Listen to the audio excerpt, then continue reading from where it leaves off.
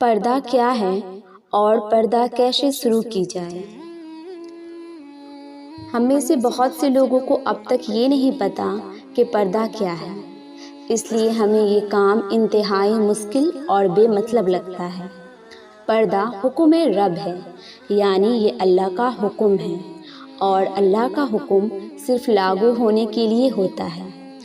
اس میں آپ یا میں یا کوئی اور دلیل پیش نہیں کر سکتا اور نہ ہی بحث کر سکتا ہے، جو ہے وہ ہے۔ اے نبی صلی اللہ علیہ وسلم، اپنی بیویوں اور شہزادیوں اور مسلمان عورتوں سے فرما دو، اپنی چادروں کا ایک حصہ اپنے منہ پہ ڈالیں تاکہ ان کی پہچان ہو جائے اور وہ ستائی نہ جائے۔ اس آیت میں ہمارے لیے بہت کچھ سیکھنے کو ہے، اگر ہم سیکھنا چاہیں۔ سورہ الاحزاب کی آیت میں اللہ نے ہمیں پردے کا حکم دیتے ہوئے جلابیب کا لفظ استعمال کیا ہے۔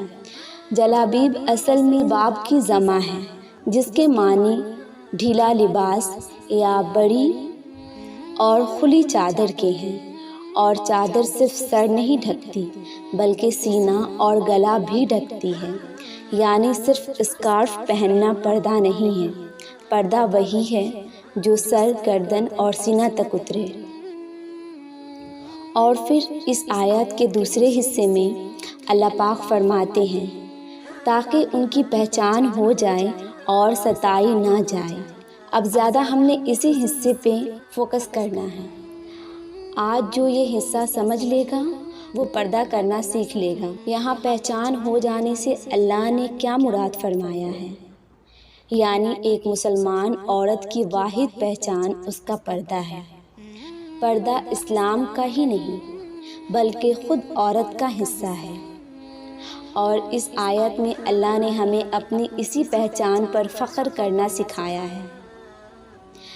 جیسے اگر کوئی برا آدمی ہو تو ہم اس کی اولاد کو بھی برا سمجھتے ہیں اور رشک سے کہتے ہیں کہ یہ فلاں برے آدمی کا بیٹا یا بیٹی ہے۔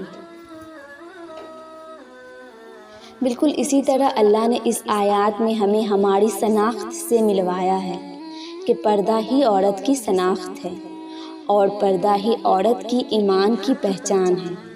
اور پھر اللہ نے فرمایا ہے کہ تاکہ تم ستائی نہ جاؤ، یعنی پردہ کرو گی تو میری بندی کہلائی جاؤ گی، اور جب میری بندی کہلائی جاؤ گی تو پھر کسی کی مجال نہیں کہ کوئی تمہیں آنکھ اٹھا کر بھی دیکھ سکے۔ یعنی اتنا مضبوط مذہب ہے ہمارا کہ اس مذہب سے تعلق رکھنے والی عورت کبھی کمزور نہیں ہو سکتی، اور نہ ہی اسے کبھی کمزور سمجھا جائے۔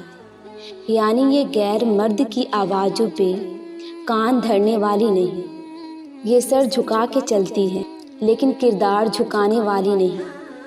پردے کو اللہ نے عورت کا سب سے ہائی اسٹینڈرڈ کہا ہے، وہ اسٹینڈرڈ جہاں دنیا کے کسی بھی مذہب کی کوئی بھی عورت نہیں پہنچ سکتی۔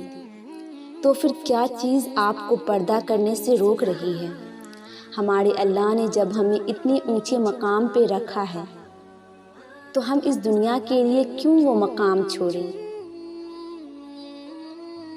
ہمیں اور ہمارے پردے کو ہمارے رب نے عزت دی ہے، پھر دنیا کے سامنے ہم کتنے ہی اولڈ فیشن کیوں نہ ہوں، دنیا ہمیں کتنا ہی حقیر کیوں نہ سمجھے، لیکن ہم اپنے رب کی نظر میں سب سے زیادہ عزت دار ہیں اور ہمیشہ رہیں گے۔ بس اللہ کے لیے بڑھایا گیا پہلا قدم ہی مشکل ہوتا ہے، بعد میں اللہ آسانیاں پیدا کر دیتا ہے۔ کبھی کبھار بس 5 منٹ کی ہمت چاہیے ہوتی ہے، اور وہ 5 منٹ ساری زندگی بدل دیتی ہے۔